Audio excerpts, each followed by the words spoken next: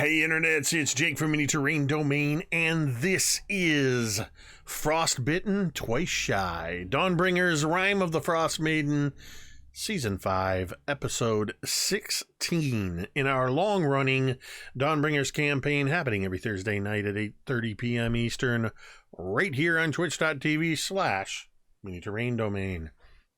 Welcome!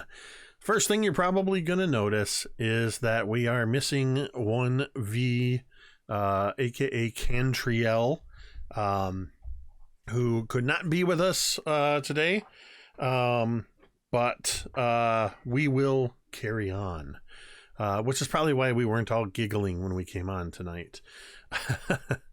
We're going to go ahead. Sorry about the late start. Had some tech gremlins I had to slay.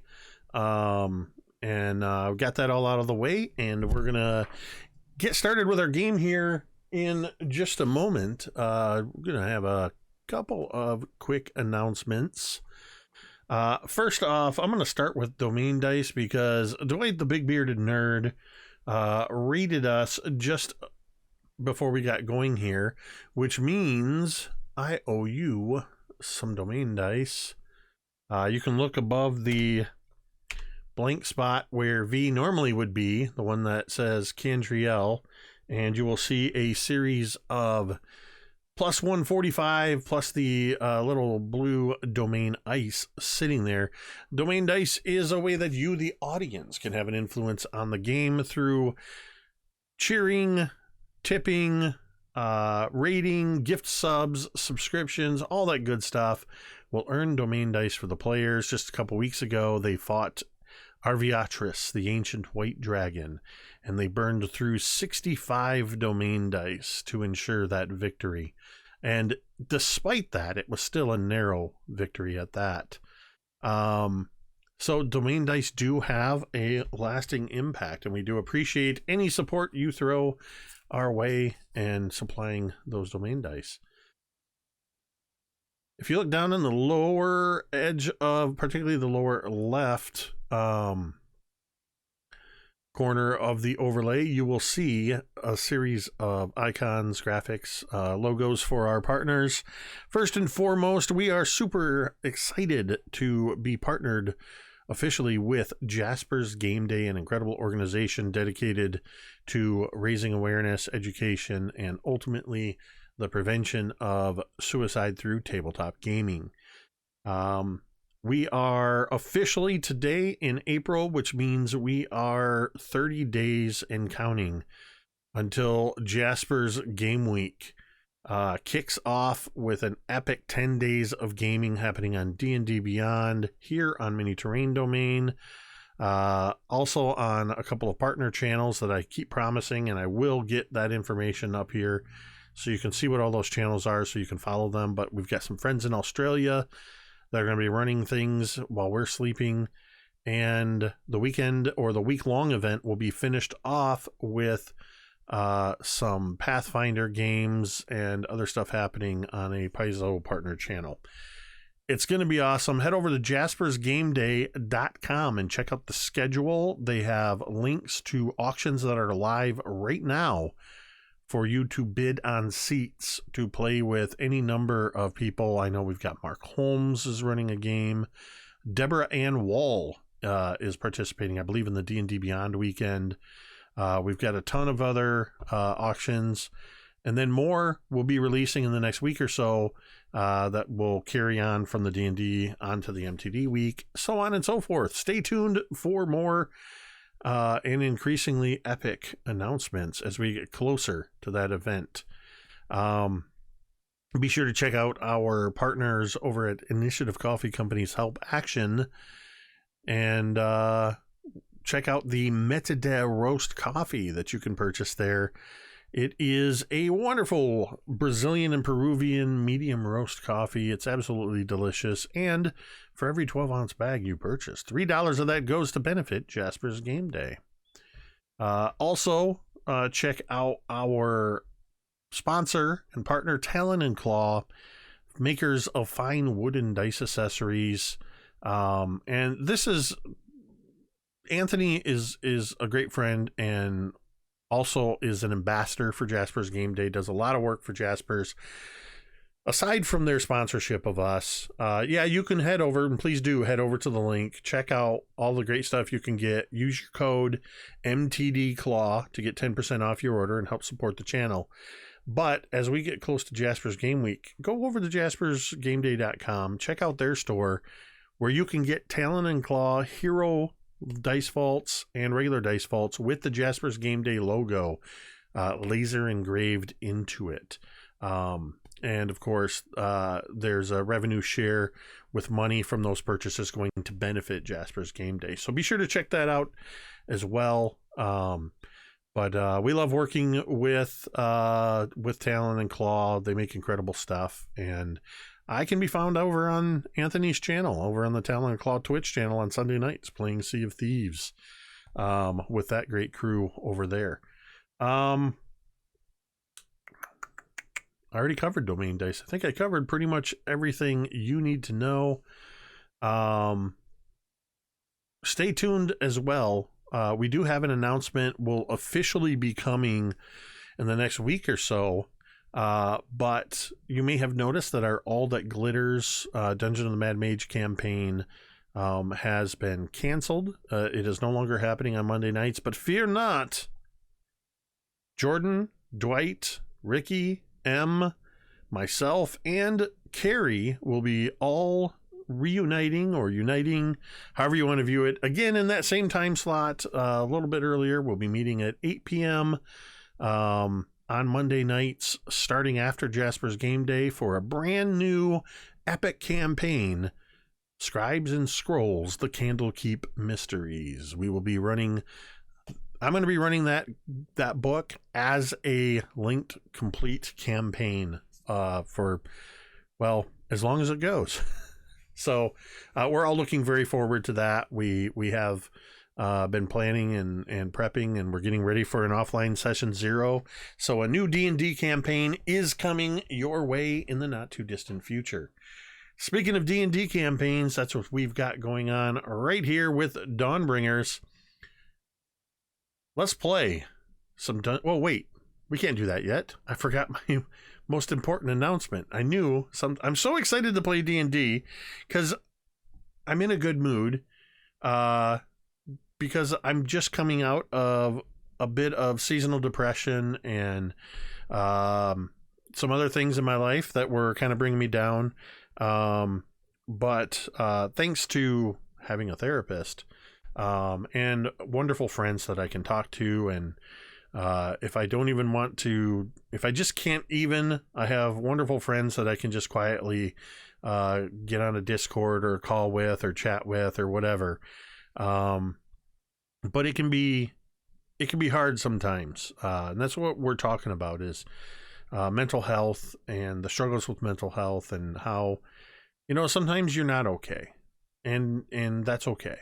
It's okay to not feel great. It's okay to be off your game. But you don't have to struggle alone. As they say at Jasper's Game Day, you are not a critical failure. There are resources out there for you. Thank you, Ted. Yes, you matter. It is incredibly important that you know this, that you matter. And it can be a struggle. That's why we try to do our part to let you know that it is okay and that you do matter. But we encourage you, if you are struggling, to please reach out and get some help. Find somebody to talk to. You can do that very simply by coming here to Mini Terrain Domain any time of day or night, whether we're streaming or not. And all you got to do is type !help in the chat. And you will see resources, phone numbers, text numbers, and a URL that will connect you with resources no matter where you are in the world, of where you can get help. So please do use those resources, because whether or not you believe it, you matter in your place. You make a difference on this planet. Your presence here makes a difference. All right, now we are going to play some Dungeons and Dragons. The Dawnbringers are continuing to trudge through the everlasting rime of the frozen north in Icewind Dale. Fate has brought them here because of a dragon that they have since dealt with, but there are still repercussions from that, and they still need to find their missing half of ship, and more importantly, the missing crew of that ship. Additionally, they know that the North has been plunged into this everlasting rime by a god known as Auriel the Frostmaiden, who they have met on at least one occasion. In some form, they have met her.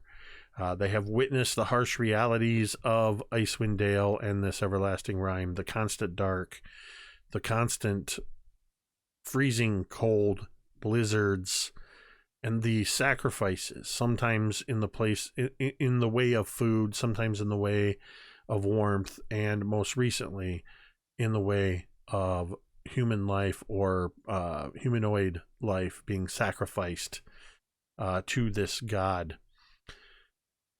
Additionally, they've learned that their one-time ally and friend Vi, the druid, who they knew back before they were called the Dawnbringers, didn't deal with the death of her brother Belak very well, blaming the Dawnbringers, blaming all living things. They have come to the north and are seeking retribution, influenced by a demonic crystal metal hybrid known as Chardalin, the remnants of an evil crystal that exploded in the region over 100 years ago. She is preparing to unleash Belak the Malevolent, a new form of her brother, on 10 towns. They have found the location of where she is supposedly holding up an old fortress known as Sunblight, to the south, located in the Spine of the World Mountains. They are 1 day into a 3-day journey, where at the end of their night, they learned that Fig had learned a new spell, Mordenkainen's Magnificent Mansion, where the Clockwork Wizard summoned this incredible mansion with specialized rooms and little wheeled robot servants running around providing for all their needs. And they have been able to find shelter from the cold and get a restful night. During which Cantriel and Drown once again sent a dream spell to communicate with Victor, the spectator first mate of the Evangeline. In the process of communicating with him and learning a little bit more about where he is, their magic may have caused somewhere between 1 and 8 gazers to come into being. With that, we join the Dawnbringers at dawn after their rest. It's been at least 8 hours since Fig summoned the fortress. However, if I'm not mistaken, I do believe the fortress stays present for up to 24 hours. Dawnbringers, what would you like to do?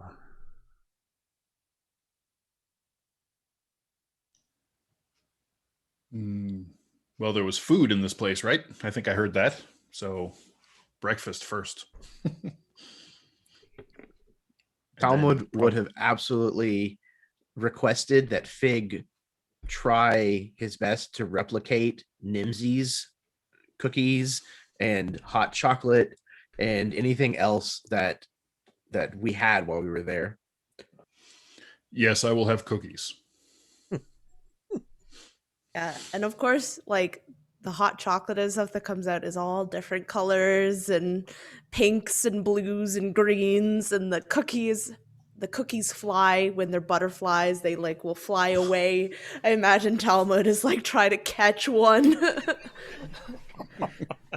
with Goethe, it's like trying to like smash them. I imagine Verde, Cantriel's fairy dragon, is flitting about with these brightly colored magical cookies flying around. Thorgarn, who is normally, up much earlier than his cousin, and up and ready to go for a lot of things, winds up staying in his room until somebody comes to knock and inquire. And there's still that that questioning nonsense going on, and he'll open the door just a crack and look to see who it is. Ask some stupid random question before he finally comes out, belly rumbling, to be dragged down to breakfast.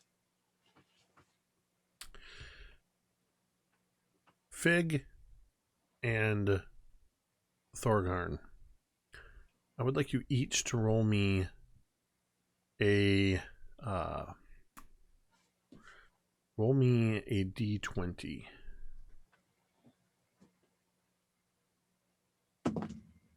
Oh, well, I think this is bad. That was a natural one. Okay. 10. Okay. All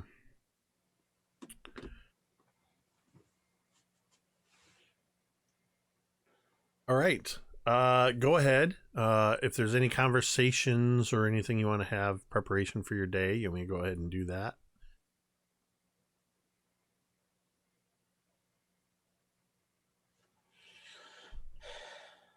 So, what are we planning when we get out of here? Is it just more trek across that blasted ice? How long does this bizarre place last?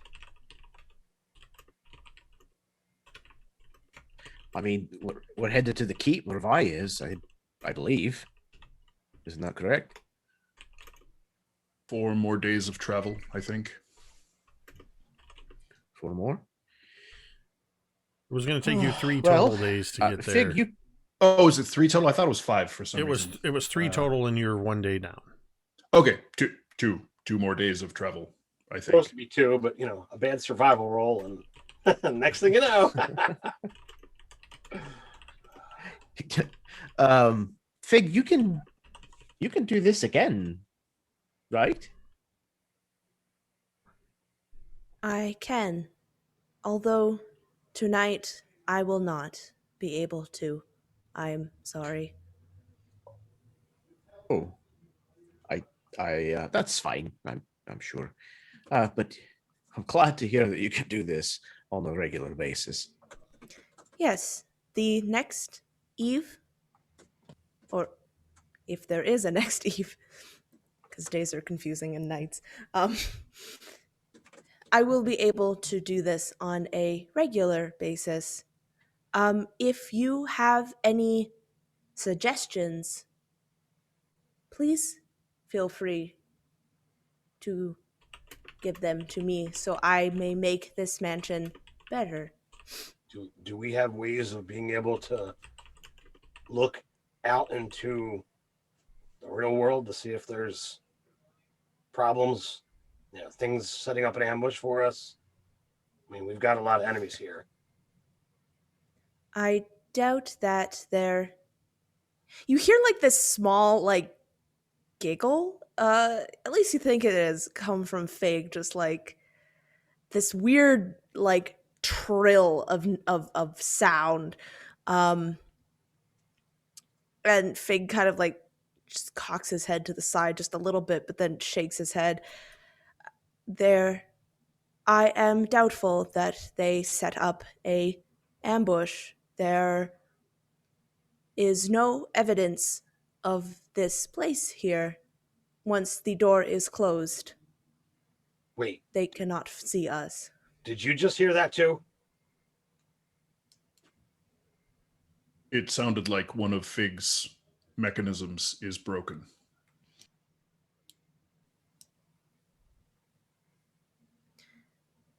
Yes, I did some calibrations last night. Perhaps something is off. I swear I'm hearing a voice. You guys don't hear that? No, I do not hear voices. What is it saying? I can't. Thorgarn, don't you normally hear voices? No, it's not. It's not Father Griffin. That's not anyone that I can see. But I swear I can hear somebody just every once in a while whispering, but I can't make it out.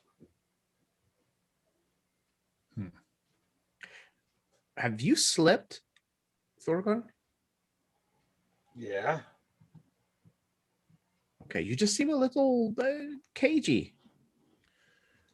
The next time you hear this voice, tell us.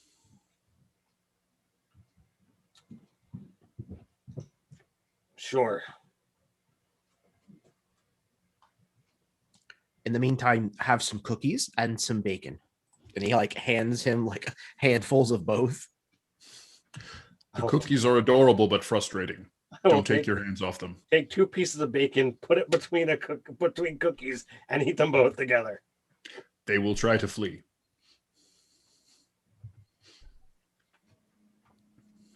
Bacon goes with everything, including cookies. Sounds like you can order that at Carl Jr.'s.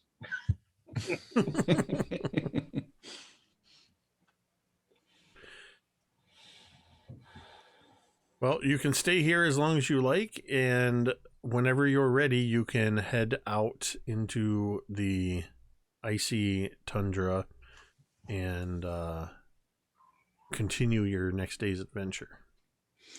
Yep. Drown will eat relatively quickly and then just kind of be ready to go. He probably, like Thorgarn usually, is up well before dawn. So he's already packed and ready to go, just sort of like sitting near the door, waiting for everyone else to be ready. So Thorgarn will get all of his gear together, armor on, but before he steps through the door, both weapons are in hand. He whispers a prayer, casts guidance, and steps out like with Forge Fang ready to throw. All right. Make me a perception or investigation check at advantage, Thorgarn, as you step out through the door. That's going to be perception only because it is 1 better, meaning it's actually a plus. And man, my dice are on fire tonight. That is, with advantage, that's a 5 because I rolled a 3 and a 4. Who's heading out behind Thorgarn? Probably Drown. And if it matters, I have a passive investigation of 17. Yeah, it does matter. Thorgarn steps out with this at the ready, almost hesitating at the door, and then just suddenly he's out with weapons in hand and immediately looking around, looking for threats. Thorgarn doesn't notice this, but you do as he first steps out through this magical doorway from this pocket dimension. He steps on something. You hear a faint crunch, but as Thorgarn steps forward, he doesn't step on any of the others. You notice that there are several what look like stick figures standing in the snow outside of this magical door. They are woven together with what looks like cat gut, possibly, to hold them together. If you're thinking something along the lines of like Blair Witch Project, like the little, that's exactly what they are. They're little stick figures, like little corn husk doll kind of things, right? Yeah, more or less. And there are 6 of them. And there are another 6 that are fashioned in the shape of stick figure animals that look very much like dogs. Huh. Except Thorgarn, stop. One of them has been crushed by Thorgarn. Look down at your feet. Be careful where you step. Drown will come over and crouch down and scoop one of them up in his massive mitt, kind of pick it up and inspect it. It is roughly about 6 inches in height. It looks to be, looking at all of them, this one is one of two that are about this size. You notice that there are three that are about this size. There are two more that are smaller and one that is larger. One of the smaller ones is the one that was stepped on by Talmud. Interesting. They're looking at it. They're made of twigs. They appear to be made possibly of thin twigs of pine, and it does look like it's some kind of catgut or sinew that's being used to wrap around. They look and almost feel delicate, but in your big hands you can see that these are constructed in a way that they're actually pretty solid. Like they'll hold up to all but a dwarf stepping on them. So you said there's one bigger one, 3 medium ones, and then 2 smaller ones? Yep. And 6 dogs and 6 dogs. Remind me, is there Baron? That's who's with us, right? As Joe, like there's got to be another person with us. There's actually 2 other people with you. Baron and Hermes. Hermes, right. But there are only 6 of the humanoid-shaped ones. 6. Weird. Okay. So I'll sort of look at them, and Drown will pick up the biggest one and like tuck it into his pocket of his sea coat, and then hand one of the smaller ones to Talmud. Who does it look like I stepped on? You stepped on yourself. Ted, roll me a D100.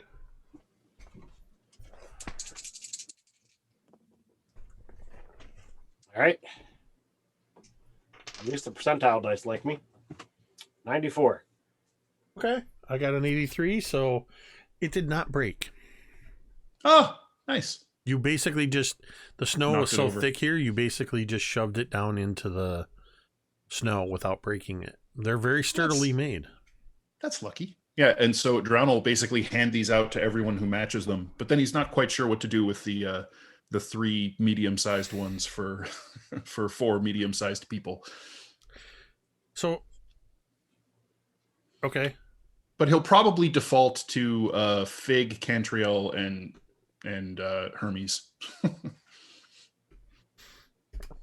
So do Fig, would you like to take the dog figures? Yes, Someone has made us offerings. Are they offerings or are they like voodoo witchcraft stuff? Could be either. Fig Look wants like to children's look. toys.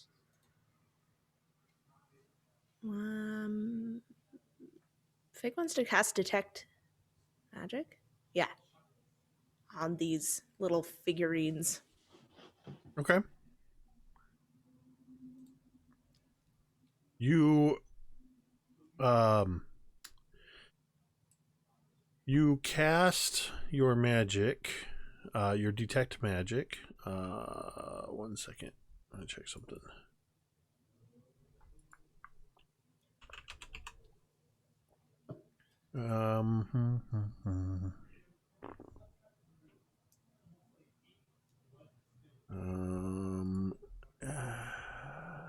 Okay, that's what I thought. All right, so you cast detect magic, and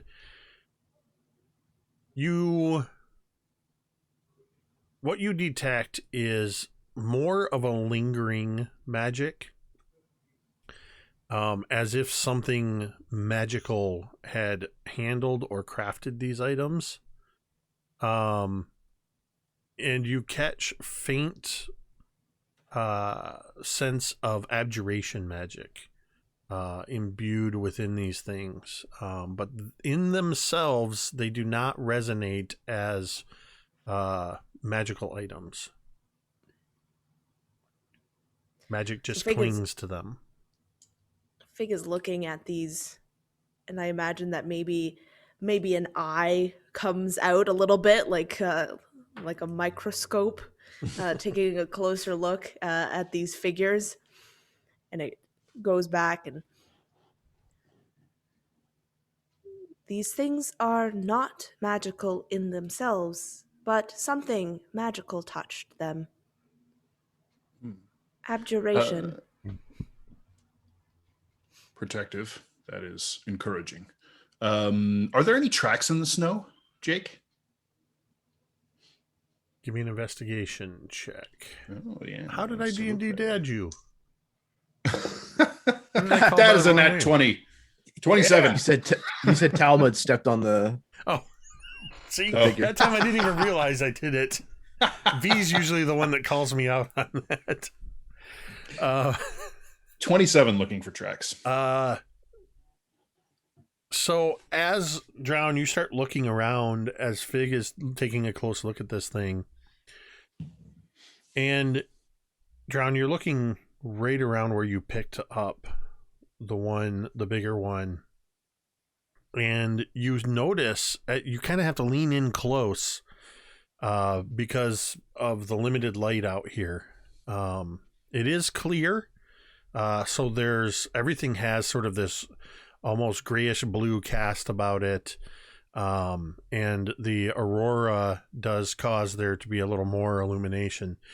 As you bend low, you see tiny indentations in the snow all around these figures. It almost looks as if the figures themselves walked themselves there. Is there like one trail of little Smurf tracks per figure? Yes. And but they do also kind of go around where they are. Okay, so clearly something teeny tiny like plopped these here. Yeah. And anybody that wants to can make me an insight check. Fig can do so at advantage. Insight, eh? Ooh. Nope. All right. My dice aren't broke. That's a 21. Nice. I got a 21 also. You're muted. M. You're muted again. 18. Continuing. You There were we muted, go. and then you unmuted yourself, and then when I said you were muted, you muted yourself again. Okay. For reasons that Ted probably understands better, Thorgarn, I'm going to have you make this realization. Given what Fig told you about the fortress and your earlier question, Fig specifically told you that this place is not visible once the door is closed. Nobody should know where this entrance to this pocket dimension is. And yet, you found these figures in the snow right outside your door. I don't know. This is pretty suspect. If no one is supposed to be able to see the door, and no one knows that we're in there, then how were these things here? They are tiny. There are very small tracks leading to each of the dolls. And Drown will start like following the trail back, like crouched over low in the snow, kind of plowing a furrow in it as he goes, following the little spot trails to see if he can track them back. I'm getting very strong Elmer Fudd vibes here. Thorgarn would be very interested in tracking them as well. Okay. So Perhaps they are very small. Perhaps we didn't see them and they watched us enter the doorway, so they knew it was there.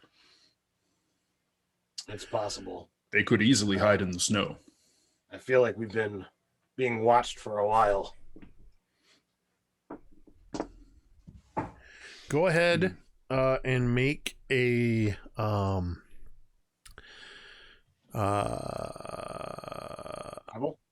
I'm gonna have Thorgarn. I'm gonna have you do survival and drown investigation. It's an 18. 23. Nice. Very good.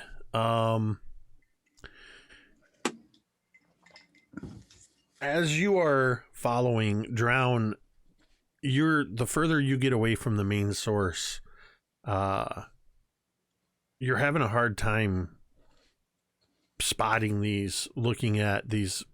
It's just you're staring at different shades of gray and white, and it's starting to blend together. But Thorgarn, you see that whatever these little footsteps are, there was a point where they approached and then where they retreated, where it looks like they moved in single file, deliberately trying to hide their numbers. And then snow people. Well, I am much closer to the ground than drowning. Right. Crouching, I'm probably still taller than him. And then so, you yeah. see a spot where you almost would expect, as you've been watching these tiny footsteps, following them, you would almost expect that you were a good, 30, 40 feet away from the front of the mansion. But looking back, you see that you're only about 15 feet away. But Thorgarn, you very clearly see where the footsteps abruptly stop at what looks like a slight disturbance in the snow, as if they entered and or came out of the snow itself, whatever made these footprints. Well, I will call Drown over. He's definitely better at... Drown's about 6 feet away from you, having lost the trail and was following just random patterns in the snow. But better at magic and better at finding things. I can follow a trail, but if things aren't obvious, I'm not going to pick it out. All right, I'll go over to where he's pointing out. What have you found? It looks like the things came out of the snow here. Is there any lingering magic, or are there magic creatures that... Fig would have to see if there were any magic. I lack the capability to do that. But I'll take a look at the little burrow. Is it just like they were burrowed in the snow, or what's kind of going on here? It looks like something might have excuse me, like something might have burrowed, very small, might have burrowed into the snow. Huh. Neat. But this is where they came out of? It looks like it could be both. Could be both. All right. Is there like something to knock on? Like, can hello, anyone home kind of thing? Talmud puts his hand on Thorgarn's shoulder and he says, "Just don't stick your face down inside of it this time." Thorgarn will totally jump, spin on his heels, hammer at the ready when you just gently touch his back. What? Oh, sorry. Are you okay, Thorgarn? It's like I told you last night. There's just too many flippant enemies in this place. And there's too many eyes watching us. He kind of looks around at like this vast, empty, like frozen land that they're in. All right. Well, I'll watch out for you. Look, you don't... So Drown just don't sort worry of... about whatever... Sorry, go ahead. You don't feel like that you're being watched? Don't... You don't hear the whispers? No, I don't, Thorgarn. So Thorgarn just like walks like 10 feet away and like just to release some of the tension, he just, looks at, finds a, pile of snow and hurls Forge Fane at it. There's a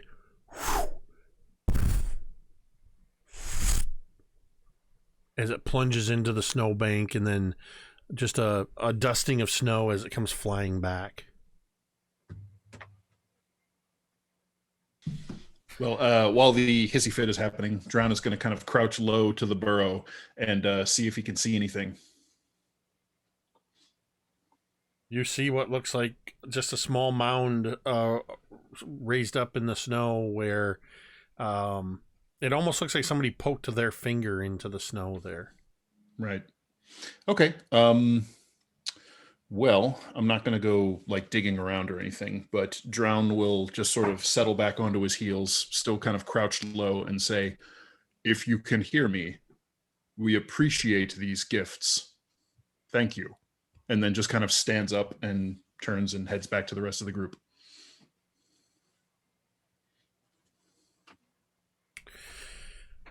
About this time, Baron comes out, just sort of adjusting his pack, and you hear from inside the door, you hear the distant sound of barking growing closer, followed by this tick, tick, tick, tick, tick, tick, tick, tick, tick, tick, tick, tick. And eventually Hermes comes forth, leading both sleds and dogs, all rigged up and ready for riding. One other thing, Jake, actually, before Drown leaves, he's going to take his staff and pop a little seashell off of it and just kind of tuck it down into the snow, sticking straight up in front of the burrow, and then head back to the rest of the peoples. So at this point, Fig, everybody that was in the mansion is now outside, and all of you are ostensibly ready to begin your journey to continue moving south if you wish. Yep. Fig, will you be dispelling this or leaving it in place? No, Fig will dispel it. All right. So you're able to everybody get up on the get up on their sleds and begin moving south, continuing along. Thorgarn, will you continue to be the one to make the survival checks? I will, if people are interested. Am I able to use guidance on this, or is this more of like a prolonged thing?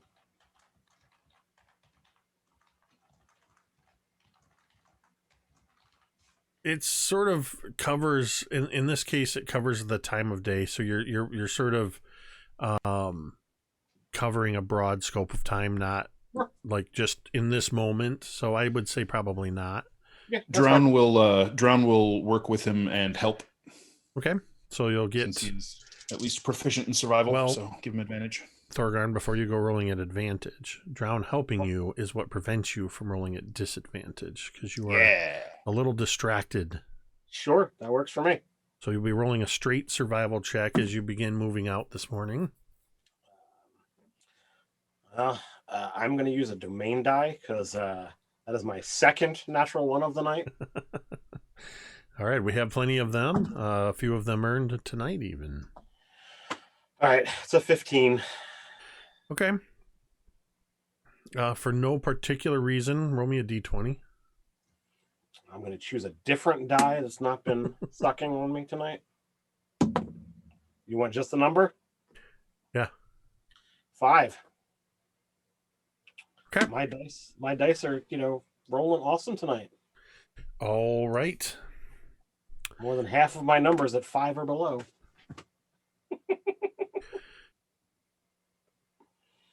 So as you are all moving along throughout the day, the first several hours, probably these first 4 or 5 hours of the morning, your bellies are full.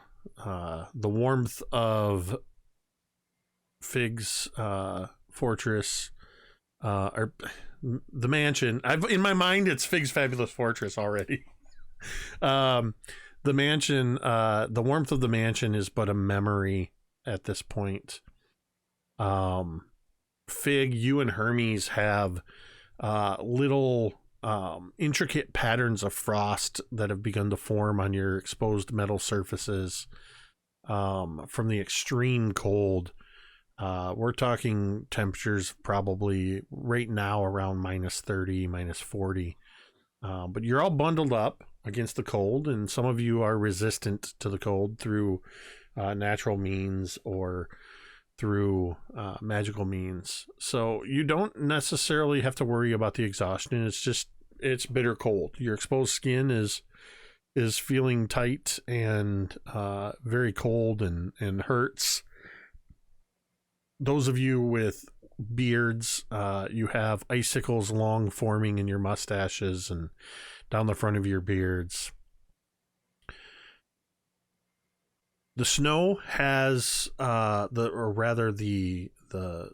blizzards that you've encountered recently have been held at bay. You're fortunate to have clear skies. You can make out tens of thousands of stars dotting the sky, though dimmed by the ribbons of blue and green and even occasional pinks and purples of the aurora that continues to undulate through the sky. But it's because of these clear skies that with every breath you take, you exhale a thick fog. You hear just the constant crunch of the snow beneath your feet, or the staccato crunching of the snow under the dog's feet, and the sleds carving their paths through the snow. How are you all arranged? You've got the group of you plus the two sleds. Who's on what sleds? What's your arrangement as you're continuing south towards what looks like a dark, shadowy ridgeline of the spine of the world? Well, I would imagine we've probably distributed the weight as evenly as possible. I don't know exactly what that looks like. So drown on one and everybody else on the I was about to say, like, what is... Seriously, how can Drown manage being on one of these sleds? I don't know. and I would say Thorgarn is, if he's doing the survival checks, he's probably out in front leading. So he's driving one of them. I don't know. Okay. I think we had kind of worked it out that with the two dog sleds and the three dogs pulling each, that the weight allowances were enough that you could all distribute yourself amongst them. You're not carrying massive amounts of weight in terms of supplies because Talmud didn't get his trebuchet. That would maybe require a whole other dog team. So we've got Thorgarn. It's fine. Figs asked me to give suggestions for the mansion. Everything's under control. So since I was helping Thorgarn with the survival checks, I'd say I'm probably on his sled. Okay.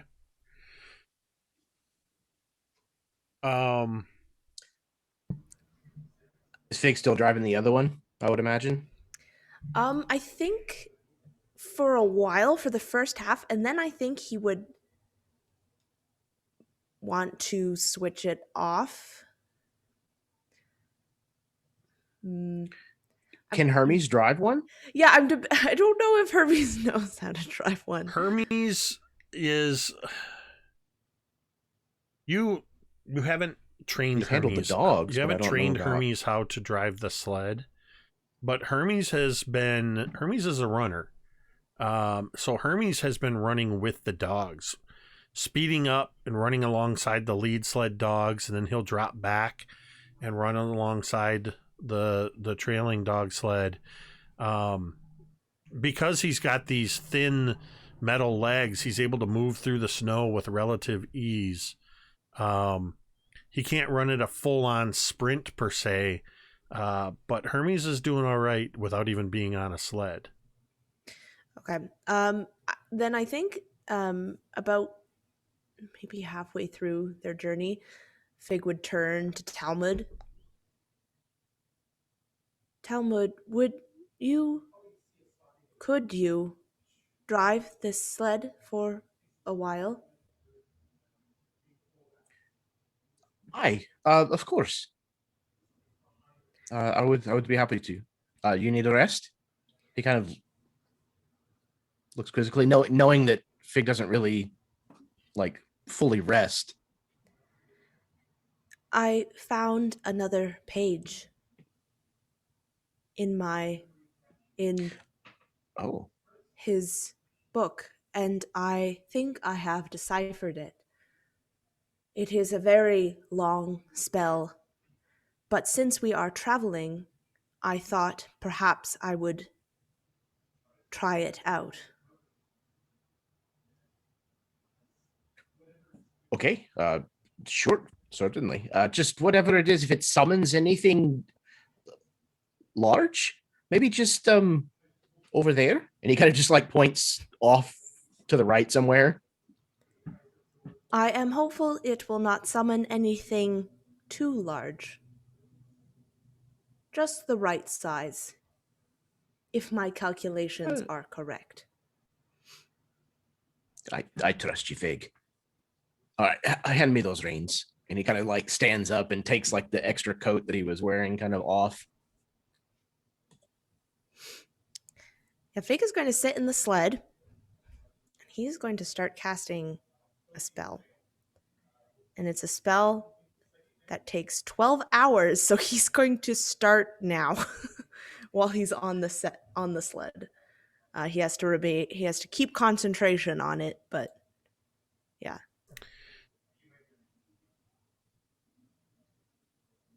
Okay.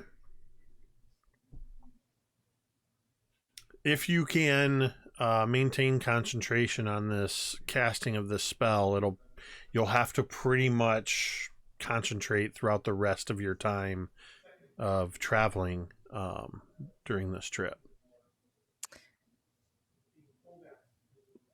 During this leg. Yeah, during the second day and night, he would, yeah. If he can. So wait, it takes 12 hours to cast this spell? Yes. I did not realize the casting time was that long. That is bonkers. What spell are you casting? Simulacrum. Simulacrum. It takes 12 hours. So he's going to, so I've looked it up for like casting a spell that takes a long time. He just has to remain, like he has to use his actions as if he was in combat to do it and just remain concentration, but like he can move around and stuff. Do you have the components for it? Doesn't it have? I mean, I know we got lots of stuff, so I assume that you can probably. He needs lots of snow. Well, there's plenty of snow. So I'm looking over this.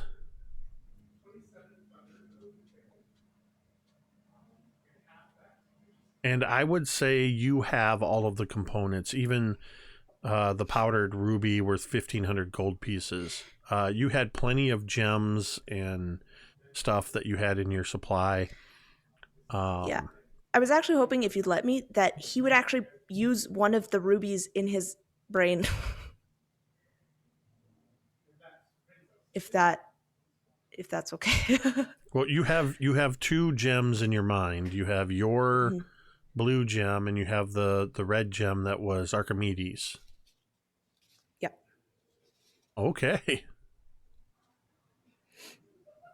So you've got all of this snow. He gets the last laugh. Okay. Yeah, absolutely. Okay. All right. So you're the equivalent of, well, me and probably many of us when I was a kid riding on a long car ride, nose in a book, not just completely oblivious to the world around, just focusing on what's happening. As we continue along, and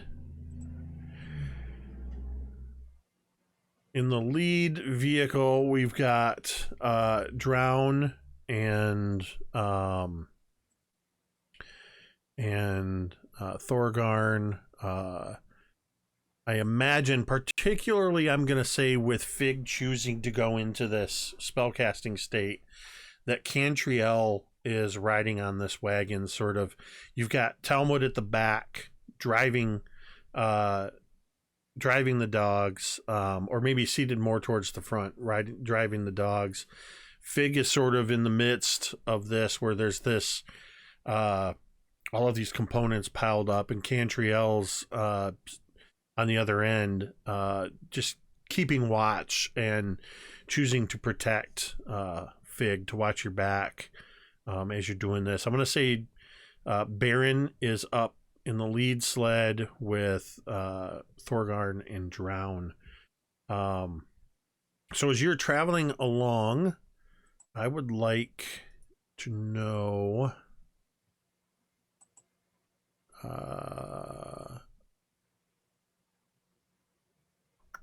I would like perception checks from the lead sled folks.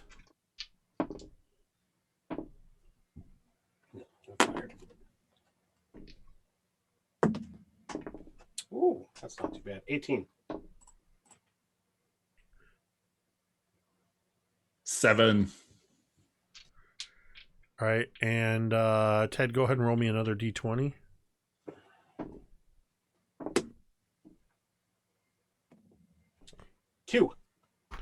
Two. Okay. You said you got an 18? Yes. All right. I need you to make, Thorgarn, an animal handling check as well, I'll tell you what happens depending on your animal handling check. That is going to be a 17. Okay. The dogs suddenly on your sled lurch heavily to the left. The whole sled kind of lurches sideways, but you're able to handle them well enough that the others will not need to make a dexterity saving throw. But they seem to have suddenly, what for the most part looked like a clear area of snow ahead of you, they seem to have suddenly veered away from it. Thorgarn, our D&D added it again. Talmud, I need you to make an animal handling check, but I'm gonna have you do yours with advantage because you see the sudden veering of the dog sled in front of you.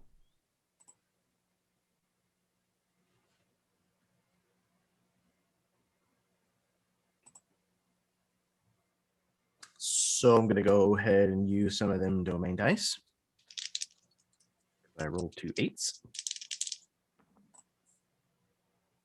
That's a little better. Okay. That's a 13 total.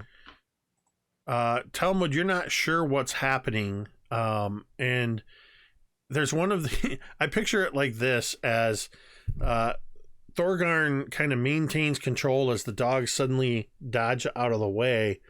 You're watching where they're going and not where you're going. As your dogs suddenly lurch to the left around this patch of snow, and you don't get control enough, and the sled lurches. Unfortunately, this is the sled that Fig and Cantriel are also on. Fig, I need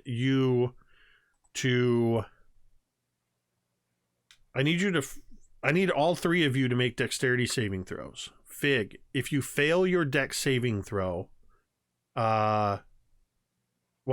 just make your dex saving throw first. We'll go from there. And I can see this, so I have danger sense. Yes, because of the lurching of the dog sled, you can see Okay. that's what's causing this to happen. I'm gonna use a domain dice. Right. Okay. Never mind.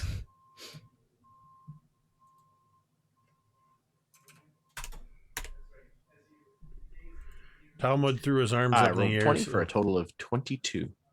Okay. Yep. Somebody roll me a d20. Dan, roll me a d20 for Cantriel. As I bring up Cantriel's. I was gonna say, don't make it be me. What is this roll Not me. for It's a again? dexterity Just out of saving curiosity. throw.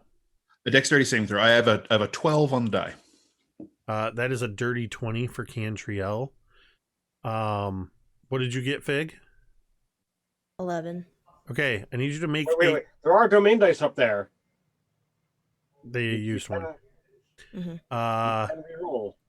Go ahead, Fig, and make me a concentration check at disadvantage. Okay.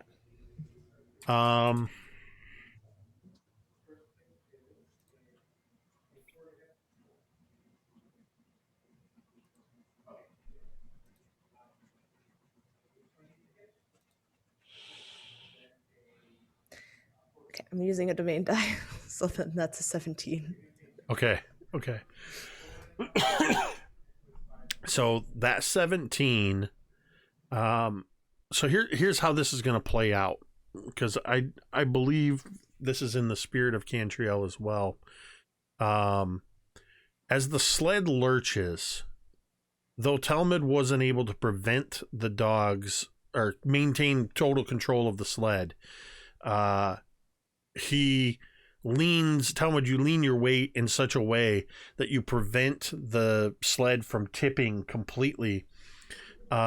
Fig, you start to roll out of where you're seated, and almost don't realize it as the sled suddenly lurches and the inertial force takes you along that line the sled was traveling. However, I imagine Cantriel sort of leaping to the side and grabbing hold of the edge of the sled with one hand and just sort of stabilizing, kind of leaning out. And for some reason in my mind, I picture this like when they're on those, what are they called? Like catamarans, when they get out on the part of the boat and they're like leaning way out. Cantriel sort of does this and puts one foot out and just sort of braces you, Fig, so you don't go flying, which enables you to continue to concentrate. As you're passing by this disturbance, this is all between the two sleds. This all happens within the space of a few seconds. You realize, both of you, both groups, as you're passing by this patch, there was a slight rise, and as you came past it, you see that just on the other side, what we call the defilade side of this rise, the snow has been dug out into a pit. You see that it's been dug down quite a bit. If you had kept going, all of you would have lurched off into this large pit. And as you come around, you see two things happening simultaneously. From within this pit, because you missed it, you see a handful of humanoid forms come leaping out, brandishing weapons. And in front of where the sleds are, the snow bursts up and animal hides are thrown aside where they were covering these humanoids. What looks like several humans surrounding you as they burst up, and the dogs sort of, as part of this whole thing, the dogs sort of reel in and are just automatically corralled. Both sleds kind of pull in like this towards each other, and you don't collide, but you see a total of where'd it go? You see that there are a total of 8 human men and women, surprisingly underdressed for the cold weather. Lots of bare skin, and weirdly, lots of bear skins. It's a mixture of bare arms, partially bared chests. The first time you said it, I was like, they're wearing bear furs. All right. Oh, wait, no. They're bare not skin, wearing anything. but they also are wearing bear fur capes. One of them has a hood that's like a bear head. Right. and you see that they're all brandishing these weapons with some kind of black metal blades or maces with heads. You also see amongst their midst a couple of large winter wolves with them. Several of these men and women are missing ears. Their noses are gone. There's black cracked skin across their faces. Their fingertips, some of them are missing fingers, but their fingers, and in some cases partially up their hands, the skin is black with frostbite. And That all of them answers the question I was about to ask. And Cool. all of them have very crazed looks in their eyes. Do the weapons and things look like they're made of Chardolin? They 100% would be recognizable immediately by you and Fig as being Chardolin. The others, it might take a few moments, but Fig and Thorgarn have spent more time looking at this stuff and studying it. You clearly see that they are all brandishing javelins, flails, and such made of Chardolin. They have surrounded you. You hear the howling of the wolves as they begin to advance towards you. And when we get back from break, we'll have you roll for initiative. This will be very interesting, Fig, if you choose to continue to concentrate on your spell. So we'll see how this all plays out. We're going to go ahead and take our break. We'll take about 10 minutes, and then we will be back. Thank you to everybody who has tuned in so far. I hope you're enjoying the game so far. And excuse me. Thank you to those who have gifted subs or resubbed. We always appreciate that. And whether you're active in the chat or just watching silently while lurking, we appreciate you all the same. Stick around. We will be back with more Dawnbringers in just a few moments.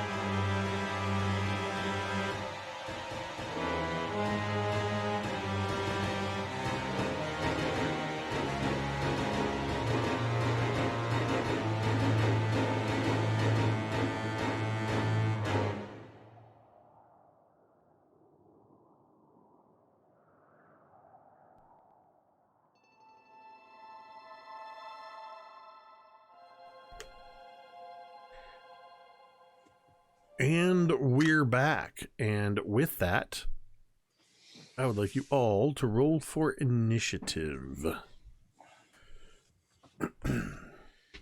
Initiatize. Oh, wow, that doesn't happen. All right, let's see.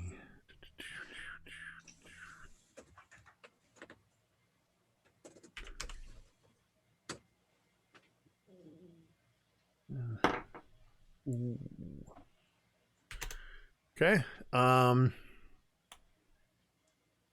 Thorgarn. I got a dirty 20. Nice. All right. And I need somebody to roll for Cantriel. Oof. Rolled a 2. Okay, so that gives her a 7. So Cantriel, what's that? Sivan. Fig. 15. Talmud. I got an 8. Drown. 12. Just realized something. I need didn't have them accounted for, but I'll make it work. Oh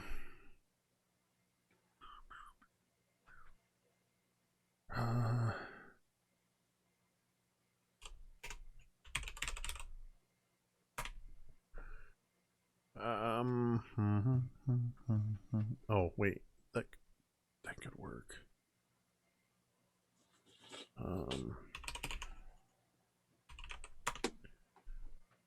Nope. Yeah, this might work. Hold on. Drown, you said 12, right?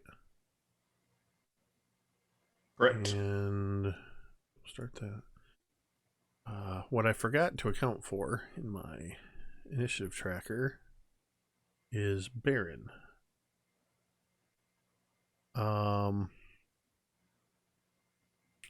So what I'll do is I'll roll him in. But Thorgarn, you are going to go first. You've got 8 of these bizarre, crazed-looking human warriors wielding Chardalyn weapons, 4 to the front, 4 to the back, and each group has a winter wolf with them. What are you going to do, Thorgarn? I'm going to draw out my weapons and just like as cold as the snow is out there, I'm like, look, I got no problems putting you dogs down today, but if you don't want to die, you can just run along. And if they don't immediately drop their weapons, I'm going to start swinging. As you say that, you're going to die. You see several of them looking at you. You're going to die. You're going to die. A couple of them are licking at the edges of their Chardalyn weapons. Yeah, they're not dropping their weapons. Sure. I got to try. I mean, it's half-hearted attempt, and I'm horrible at, talking to people, but so how close are they? All enemies are within 30 feet of you. All right. So the person who laughed first, I will start off with just a chuck of Forge Fame as I begin moving in.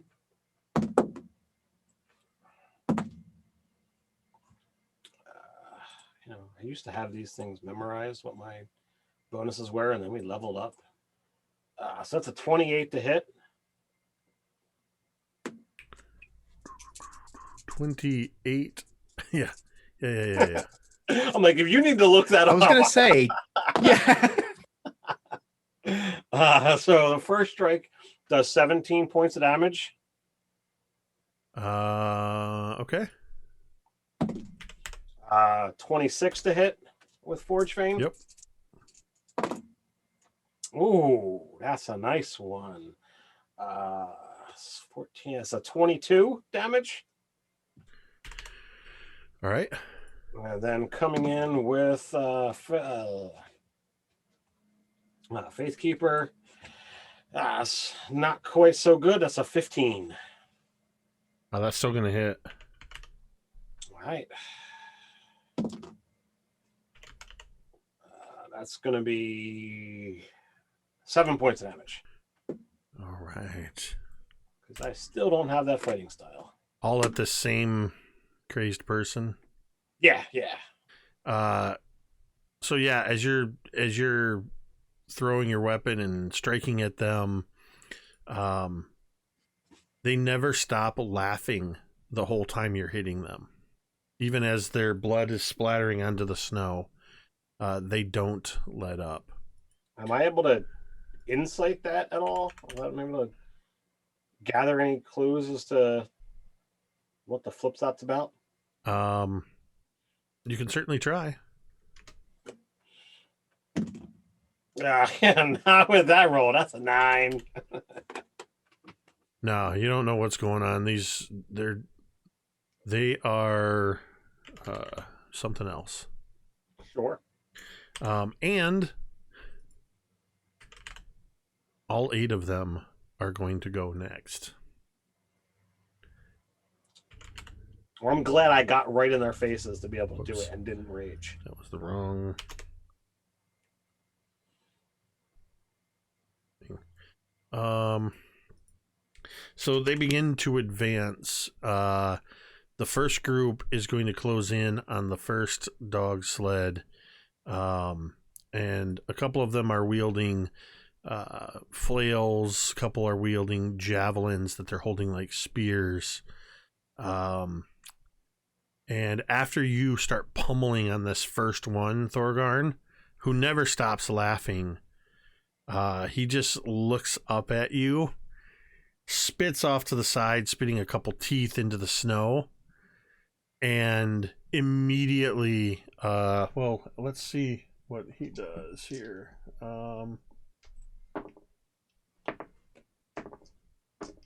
Okay. Immediately, he just looks at you and just goes and comes charging in with this flail that just kind of swings in an upper hand or an underhand. And 2 of them are going to go for you, Thorgarn, and then 1 each for Drown and Baron. So Thorgarn, the 2 coming at you, the first one gets an 11 on his first attack. Same numbers. Another 11 as he's just swinging this flail around. On his third attack, that is a 17 to hit. 17 is my armor class. So why don't we give that one a reroll? All right. That is going to be a 10 this time. As you just bring up Forge Fane and block this flail from the first one. The second one is also attacking you. That's a 15, a 18, and an 8. So one of those will hit you. All right, I'll take the one. So you are going to take...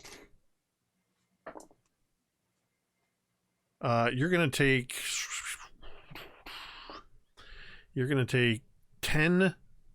7 points of bludgeoning damage. And I need you to make a Constitution saving throw with advantage because you're a dwarf.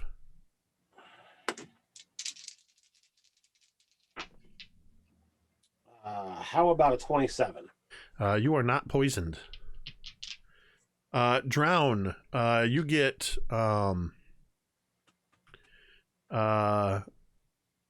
one comes running up at you with their javelin.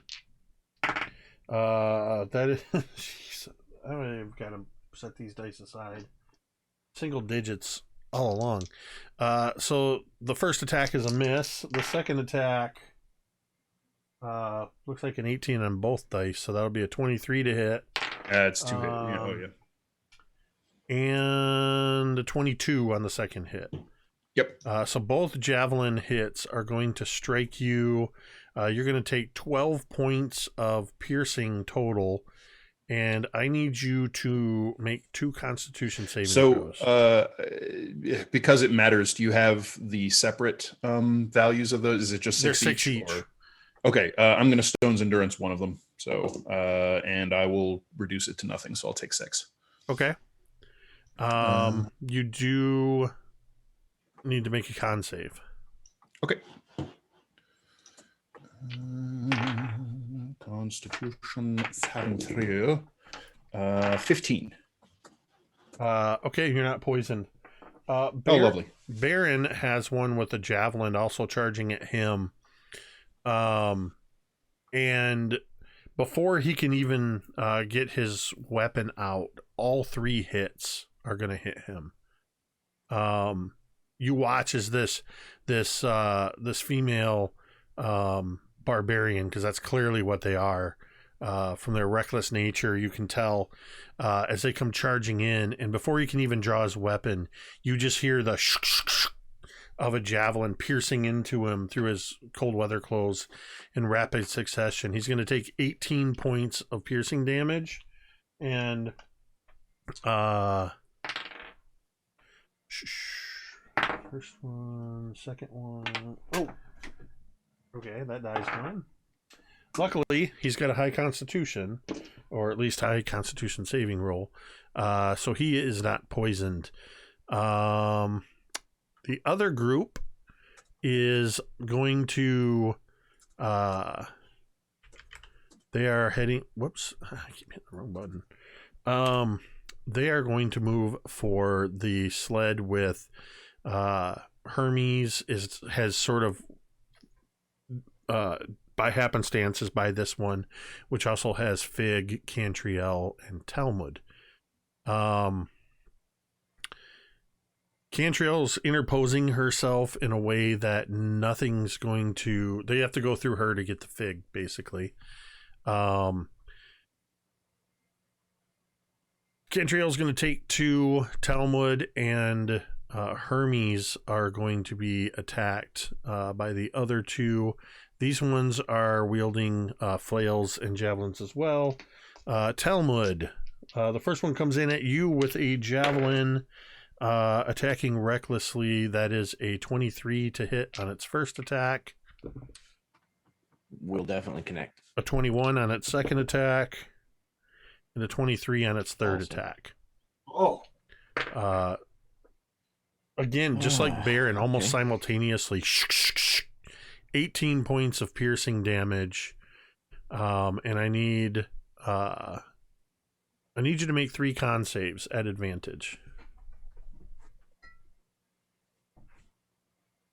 I hate when I drop dice. That's all I think about is where is it?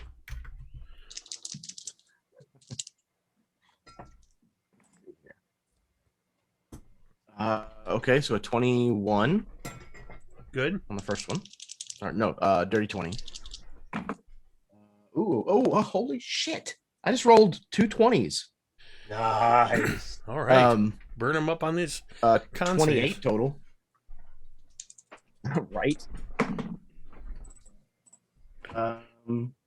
17. So 25 on the third one. You ain't worried about poison? All right, so that is Talmud. Em, do you have Hermes stats handy? I do, yep. All right. One comes in with a flail to attack at Hermes. That is going to be an 18. Mm-hmm. A 10. Nope. And a critical hit. So... Can you re-roll that one? I absolutely can. 2 domain dice down. Re-rolling that. There's no longer a critical, but it is an 18. Okay. So I think the 10 probably missed Hermes. Yes, yeah, the 10 Okay, missed. so Hermes is going to take 12 points, or no, sorry, 14 points of bludgeoning damage. I can't remember if constructs can be poisoned. I don't think they can they? I think I have resistance to poison as a construct. All right, so have Hermes make me a con save twice. Okay.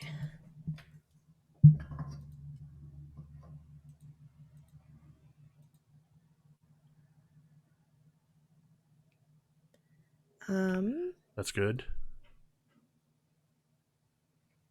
That is a 14 and a 9. Okay. So the first one, the flail hits Hermes, as Hermes doesn't seem to fully grasp what's happening and is just sort of doing this run in place. And then you just hear this loud clang as the flail connects. The second time, it's more of a shunk as part of the flail gets stuck in Hermes. And as it's yanked out, you see some of this fluid leaking out, and it has a bit of a taint to it. Hermes is poisoned until the end of... So sorry. Apparently, Fig has resistance, but if I read the actual character sheet of Hermes, he is immune. Okay, he's to immune? poison and being poisoned. Yeah, so, he is. Okay, so he is not poisoned. But he did take 14 points of bludgeoning damage. Okay. Cantriel has 2, one with a flail and one with a javelin coming at her as they are ganging up on her. That is going to be... I rolled a 1 and a 2 on an advantage on an attack. The second attack is going to be a 22 to hit, and the third is a 23 to hit. I can almost see V pointing up at the domain dice, but that is on you. I can't spend your dice, only you can. For both those hits or just one of them? Oh, both of them. We know V too well. So that's going to be 4 domain dice down. So that would be... Take this to... 5, and there. So that... The one becomes a 13, and then the other one does still hit with a 22. So... Somebody make me a con saving throw for Cantriel as she takes 7. Have a 10 on the die for her save. For con, so that's a 12. So Cantriel is going to be poisoned until the end of her next turn. Let me add that to conditions so I don't forget. Poisoned. Has disadvantage on attack rolls and ability checks. The one coming in with the javelin hits with an 18, misses with an 8, and hits with a 17. Unless she rerolls or has me reroll.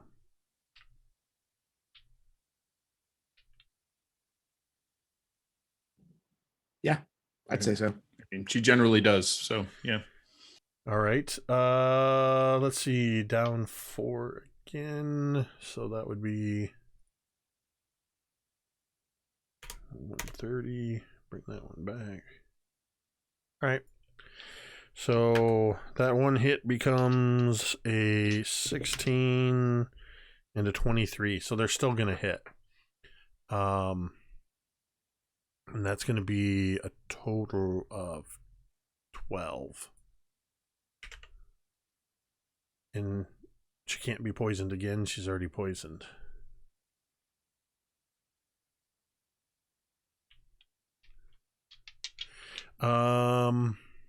Whoops. Right. So that gets through all of these barbarians that come in out of nowhere. They just in a wild, reckless attack start attacking all of you. Oh, look, guess what's up next? The wolves. The wolves are going to charge at... I think the first wolf is going for Drown, who appears to be a major threat. The other wolf can't really get to Cantriel. She's kind of crowded. Is going for Talmud. So they're not within 5 feet of each other, so you don't have to worry about that. The first wolf comes charging, leaping at you, Drown, attempting to bite you. That is going to be a 21 to hit. You'll take 11 piercing damage. And I need a strength saving throw.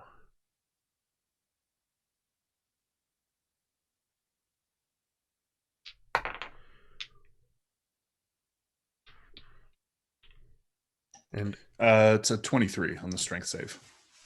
all right. So you are not knocked prone by this thing. Cool. You know what? Talmud, Cantriel, Fig, Hermes, and the barbarians. Everybody around that second sled needs to make a dexterity saving throw. I rolled a 15 on the die. Can I see what is causing? You absolutely can see as the wolf plants its feet, opens its mouth, and a howl and a blast of cold air shoots out. It's using cold breath. So are you saying everyone? Dexterity is Both sleds are in Nope. this one, or No, just that second sled. You're fine. Hermes and Fig, you are both going to succeed. You got a 15 on the die for Cantriel, you said? Dan? Okay. Talmud? Talmud get a 21. All right, so you're all going to take half damage, which is going to be... Is it cold? Yes. Okay. Where is my other freaking... Right, there it is. 7. You're going to take 18... Wait. Actually, everybody succeeded. So you're going to take 9 cold damage. Have that if you are resistant. And you need to make a DC 10 con save, Fig.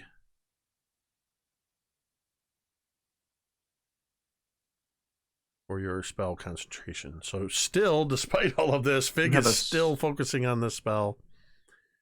What was that, Jeremy? You have us round down? What do you mean? What? Do you have us round down or up? Oh, I round up on damage. Okay. So it'd be 5. Okay, so 5 points. Yeah. I don't know why I couldn't comprehend what you were saying initially with round down. I was hearing it as round down. It was a gibberish word to me. That's it's my southern drawl. That's my own problem, apparently. So yeah, that wolf hits everybody with the cold. Oh, I gotta do Cantriel also took 9 damage. Now that massive group is done, the next up is Fig. What are you going to do on your turn? You see that as this had been happening, Fig has been kind of sculpting out of snow a head. And you can see that the beginning of the shapes have been carved out in this very compact piece of snow, and very carefully, when they were traveling, Fig had been meticulously cutting away at the snow, making sure that every detail is perfect. But when he sees that there's this ambush and that everything is kind of chaos, I'd like to imagine that you see the camera shot just at the ground, and you see the head crush down, splat on the snow, and Fig is going to take some of the snow and he throws it up into the air. Actually, before I do that, based on where Fig is, can he get to a place where there are 5 baddies within 30 feet? I think so, because we're all kind of close, but just want So to make sure. there's 5 baddies on one side, 5 baddies on the other. But they're all engaged with your party members, if that matters Yep. for what you're doing. That doesn't So, matter. and because you were protected and you were not directly engaged with anything, you can peel off if you need to, without drawing an opportunity attack. And you can attack on either side. You have your immediate sled is being attacked by 4 barbarians and a wolf, and the others are also being attacked by 4 barbarians and a wolf. All right. Fig is going to focus on this sled with the 4 barbarians and a wolf.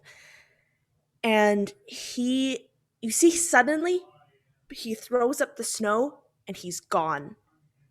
And you see that just before he disappeared, you see that his arm snapped open and this frost blade, almost like in the same spot where his actual short sword is hidden in his arm, kind of pops out, but this one looks a lot more ethereal and shiny than the other one. It looks like it's made of snow, and you see that Fig appears in one part, and you see a slash, and then another, and then another, and another to these 5 barbarians and the wolf that is there as he casts Steel Wind Strike on them.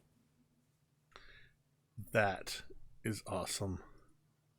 I love this spell. I saw this. It was used by Dave in the first game that I ran. It was his favorite spell. It's just such a blast, and I haven't done a great job describing it. It's very Used it. anime to me. Yeah, it is. I It's used it with also- my Blade Singer. I love it. This is probably one of my favorite spells that I've never used. Just because of so many things, not the least of which is the amount of damage you do when you hit.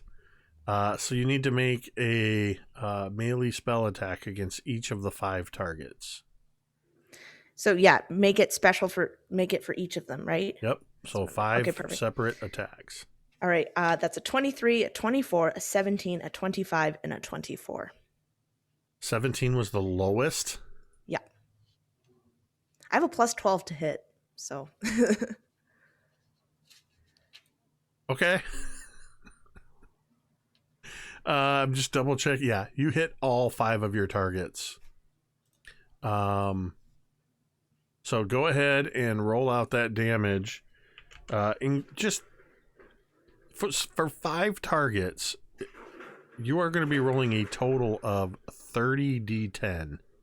This is insane. This is an insane spell. 6 d10 damage, force damage to each target that you hit. This Couple this spell with fighter. You do action surge and do it twice in a round. Really, just roll the 60-10 once, and they'll take that. But yes, Yeah, do it however. Wait, does this count as an attack? It is an they're attack. attacks. You have to make spell attacks. Yeah, Hey, M. was one of those oh, you want to super crit them? Fuck them up. Well, Fuck them up. it would only super It would only be one of them. Yeah. So then that's separate 60-10 for each. If I you hit. want, But that poor bastard would take 120 damage. Yes. yeah. You can roll the 60-10 for each target if you want, Or you can Yeah. roll 60-10 once and give each target that same damage. I'll let you decide. Okay. I did already roll for each of them. That's so fine. I'm very excited to say all the And ones. yeah, and if you did choose to super crit, one of them would take 120 points of damage, just like that. Yeah, you know what? Well,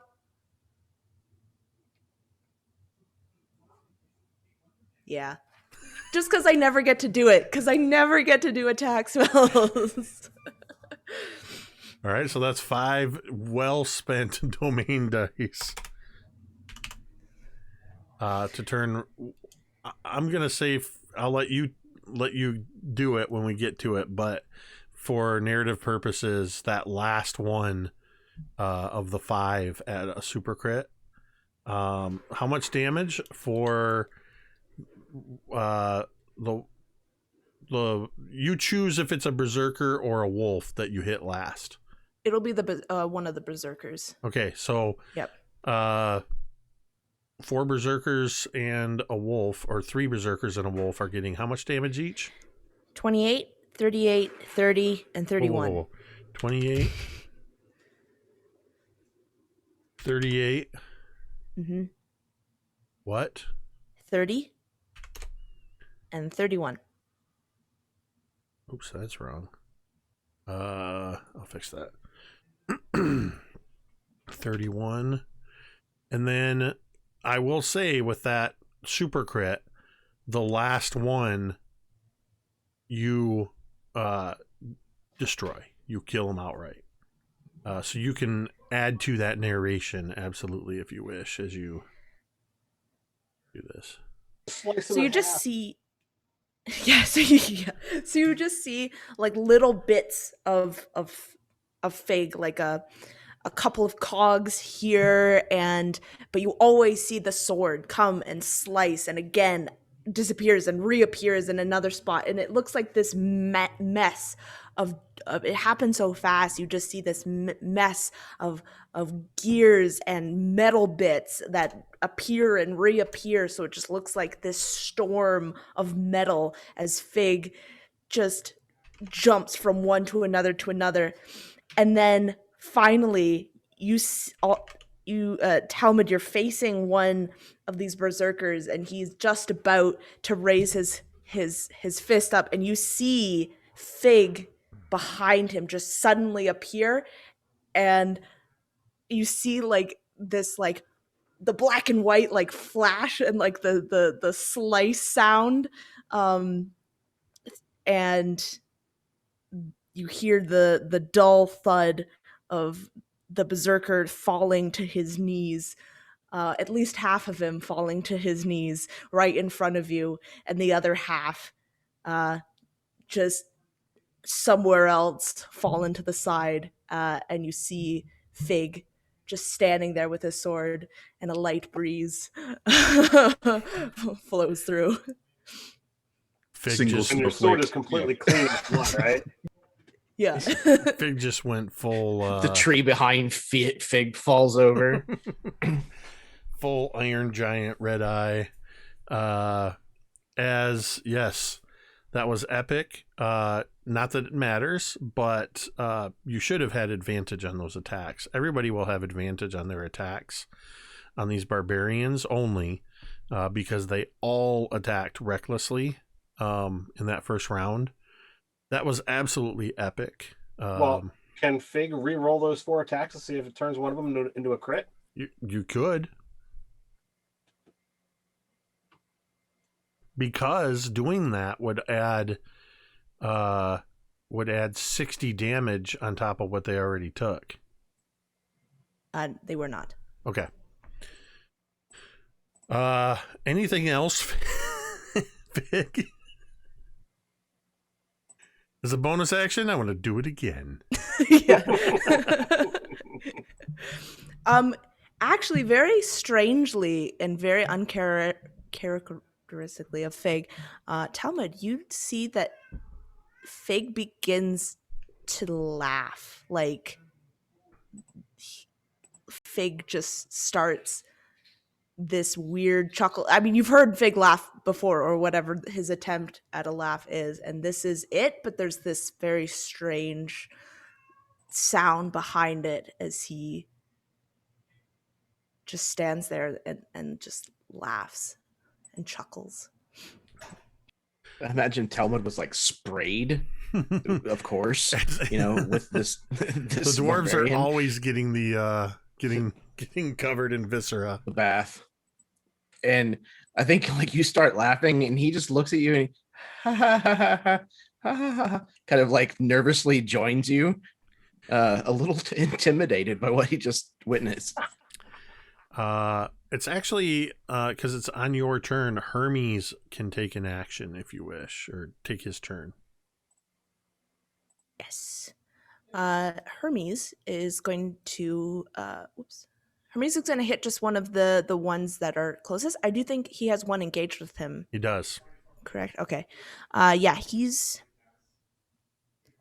going to make his 2 arm blade attacks. Mm-hmm.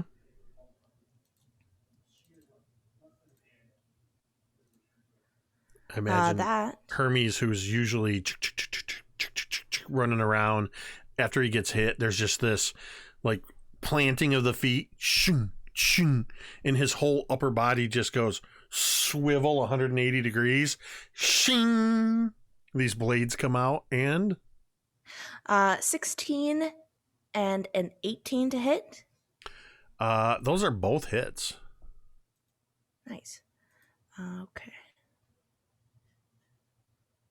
I don't like when you go to click on the dice, the like little side window of the stats goes away, so I have to keep reopening it.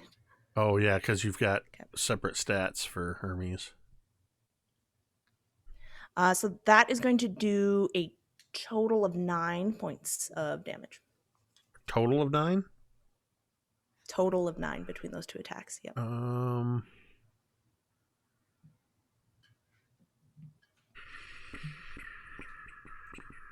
Okay. That. That brings us to Drown.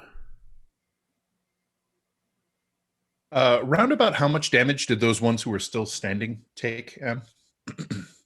Just like ballpark. About 30. About 30 each. Yep. About 30. Did anyone take like actual 30 or close to it?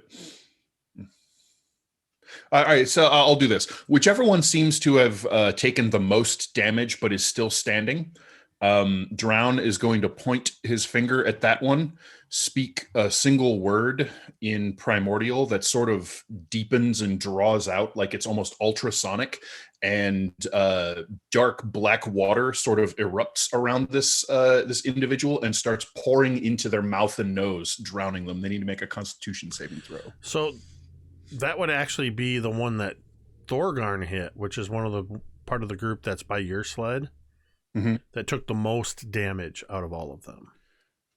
So because this one got hit by Thorgarn and the Steel Wind? No, you hit. Or Fig attacked the group that was in the other sled.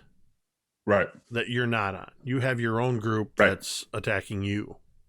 That was attacked by Thorgarn. You absolutely can turn around and cast it on the Steel Wind victim. Yeah, I'll cast it on the Steel Wind ones, particularly one of them that's on Cantriel. Okay. Because she's getting battered pretty good, I saw. So I'll pick one of those, preferably, that took the most damage possible. That looks the most beat up.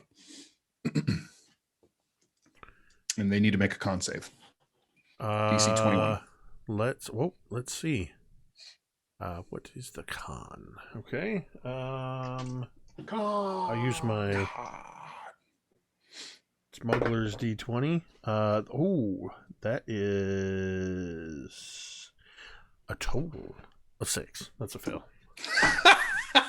You had me. All right, so he is going to take a massive amount of necrotic damage as a Finger of Death him. Oh. So he is going to take 30, 40, 50, 60, 65 points of necrotic damage. You watch as this this barbarian that had been attacking Cantriel and then got slashed viciously without even seeing their attacker, a spray of blood shooting across. And then, just as you described it, all of this dark water just seems to rise up. And as he rears back for a primal scream, it just, all of it just goes in, and you just see him start to flail. What does it look like? How does this guy drown to death in the tundra? Well, yeah. So the water just pours up around him and flows into his mouth and nose and starts choking him. And where it's pouring across his skin, it actually starts to gray and bloat, like he's been a corpse under the water for days. Yeah. I imagine, just because of the magic involved here, at least for the immediacy of this death, not only does that happen, but as his eyes grow wide, as he's gasping for breath, you see his hair just start to float around his head.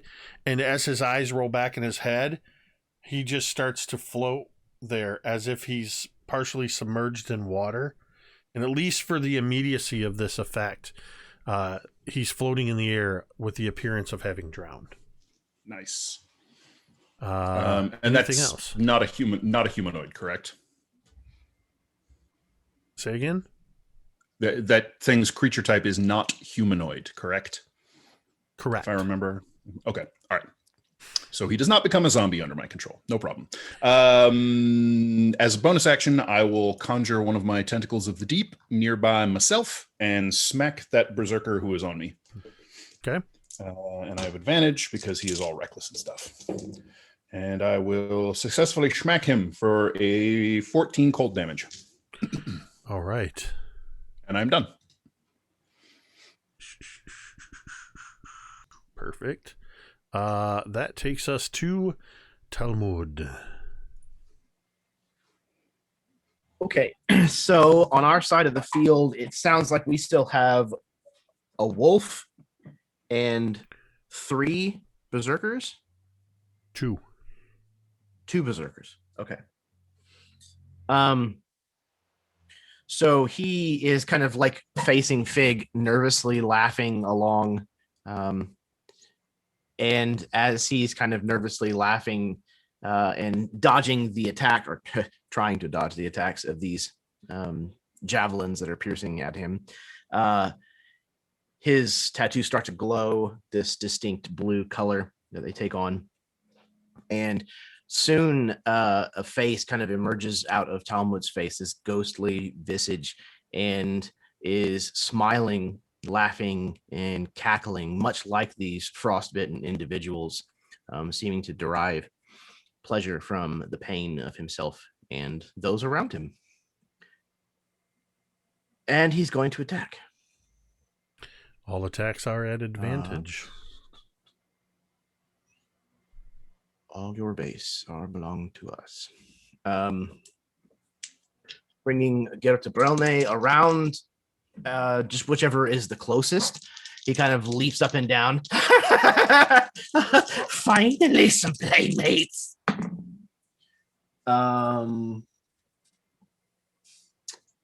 That is. Oh, hang on, I'm on my equipment page. Oh, that's a 29. It's a hit. Okay, good. I'm gonna roll damage first just to see. Okay.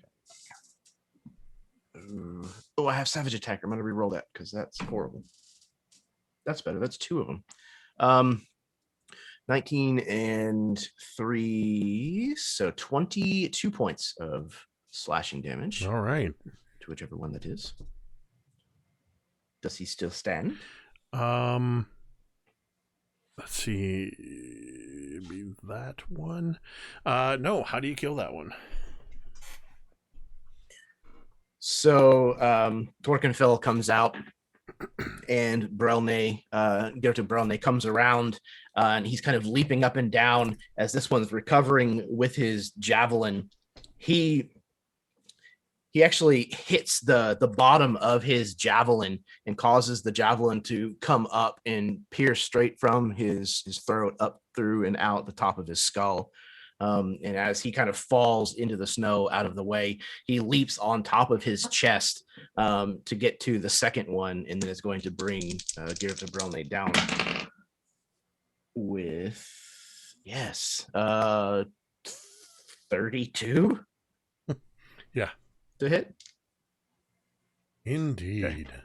Okay. So 4 and 8 is 12 plus 3 more is 15 points on that one. Okay. That one does still stand. She is the only one on the group that was attacking your sled that still stands. The snow is quite red with the blood of your enemies. Plus the wolf, right? Yes. Or did the wolf go down? Okay. No, the wolf's still there. I just meant of the berserkers. All right. If that is your turn. It is. It is Cantriel's turn. And Cantriel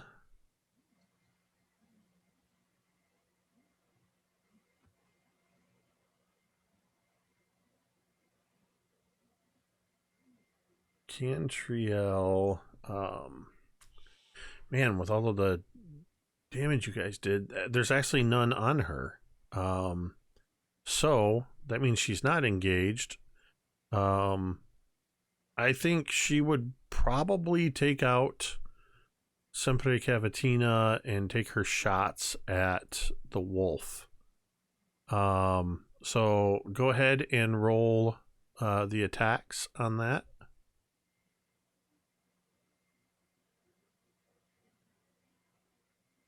That's a pair of 18s. So that's the characteristic V laughing as she tells me that those are both a 29 to hit. Yep. So go ahead and roll. I gotta double check something. Obviously they're not dragons, but that's against smart enemy.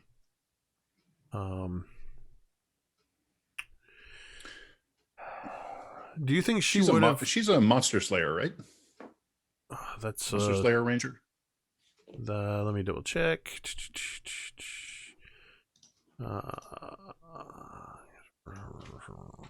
There we go. Ranger favored enemy fiends. Interesting. Yeah, because she uses Slayer's Prey, right? There we go. Monster Slayer, Hunter Sense. Monster Slayer, yeah, there we go. All right, so she'll use Slayer's Prey before shooting this thing for sure. So throw an extra D6 damage on it. Yeah.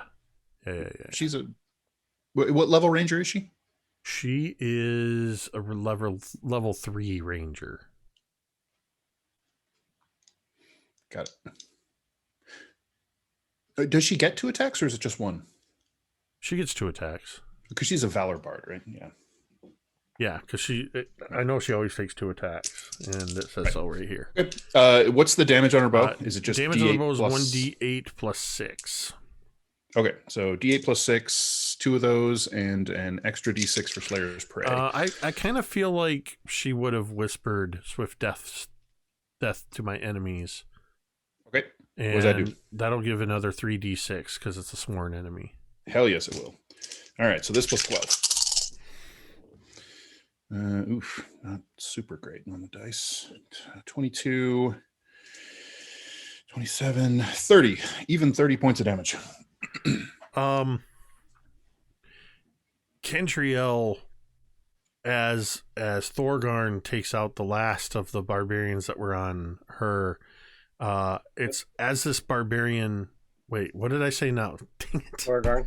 Talmud, I can see you guys shaking your head, knowing I just Damn it, Dad! I dadded something. Thormund and Telgan, as Talmud takes this one out, clearing the way for her to just spin in place and practically launch these two arrows simultaneously. And she's barely finished uttering swift death to my enemies.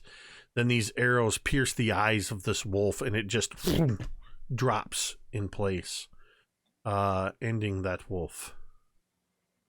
There is one wolf and a total of 5 barbarians still standing. I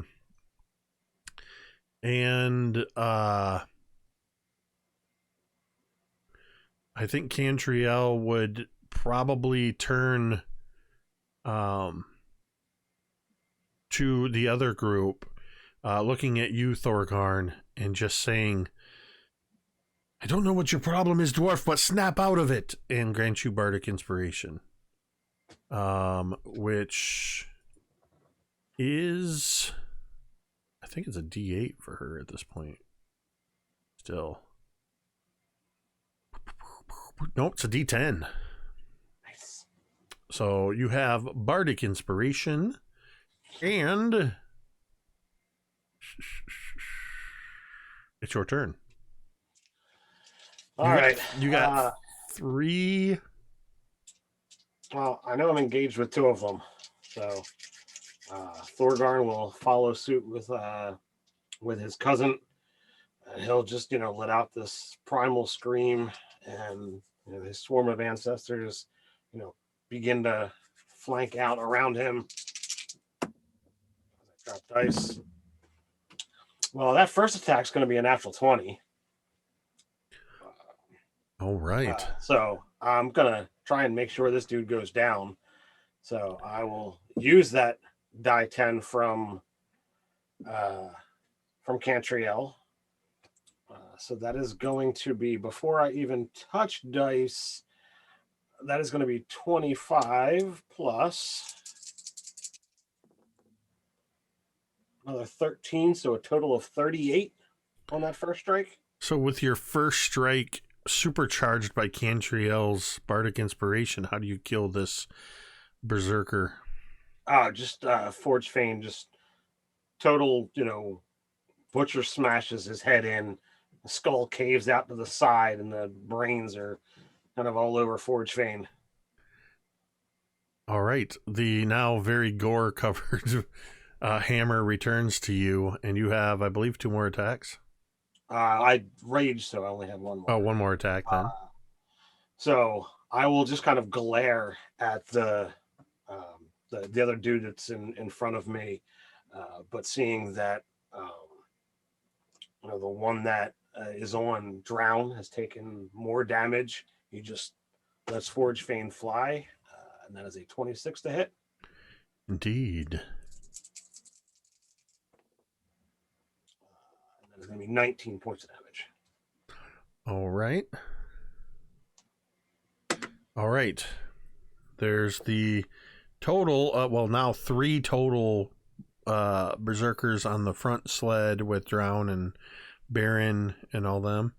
There's only 1, and there's a wolf on your guys' side as well. So 4 and 5. This ought to be interesting. No way. Oh my gosh. I think only Dan will know what this means, but I rolled 1s on all of the D6s, which is very odd. You watch as these berserkers that moments before were recklessly attacking all of you, and then you returned their violence tenfold on them, all of you. The 4 remaining berserkers, they all suddenly take their weapons simultaneously. A couple of them with their javelins, a couple with their flails, and they hold them in front of them. and they take no actions other than to stand there, and in unison they chant, I am one with the frost, and the frost is with me. I am one with the frost, and the frost is with me. I am one with the frost, and the frost is with me. And that is their turn, as they are chanting. And the one wolf that is standing there is not so entranced by whatever is taking hold of them, and is going to go charging at... because naturally when you brought the bloodied Forge Fane back to you, flying through the air, some of that gore splattered on you. You got to get both dwarves covered in gore. The wolf is going to come charging at you, Thorgarn. So it's going to head away from me because it was chewing on my face. Oh, yeah, that's right. It did. It was chewing on you. Mm-hmm. So, no, I think it would stay with you then if it's actively engaged with you. Seems smarter for it, yeah. So it is going to be a 19 to hit you. It hits. It hits for sure. It bites you for 7 points of piercing, and another strength saving throw from you.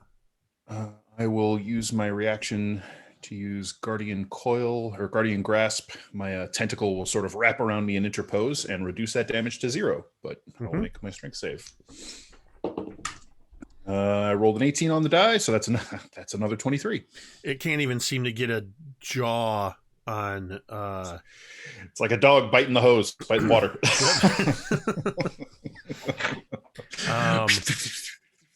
All right, well, that went through my order very quickly.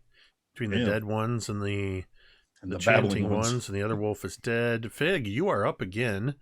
There is one barbarian by your sled. The other 3 are all standing over by the other sled along with the wolf that still stands.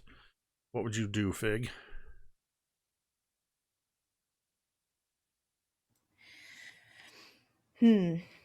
I think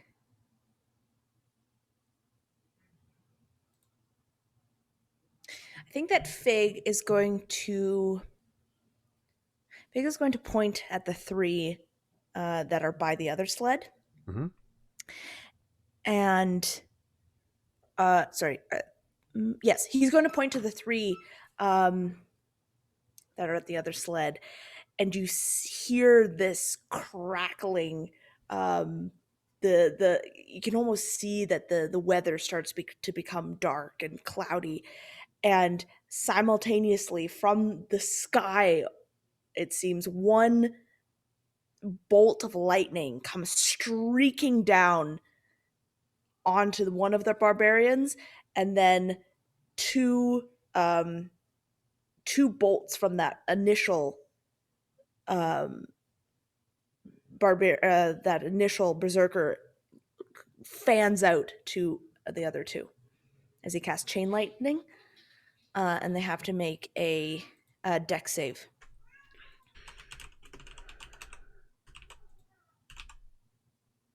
Alrighty, that is going to be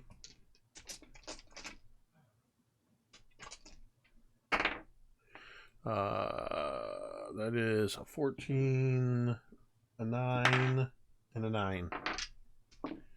Okay, so all of those are going to fail, and they are going to take 40 points of lightning damage each. Crap. What does this look like as you chain lightning these 3 to death? I imagine that Fig is like casting his hand out, and with this one it's very odd because there's no cogs moving. There's none of that with this spell. The spell seems like he has just captured like this primal energy.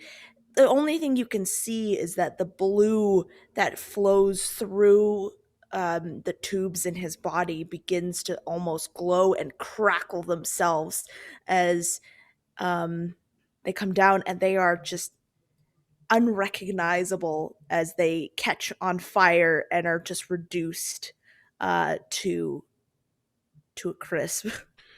So you could say that these are now Chardolin berserkers. Hey, Mhm. hey. Yes, exquisite. Mm-hmm. You get a cookie.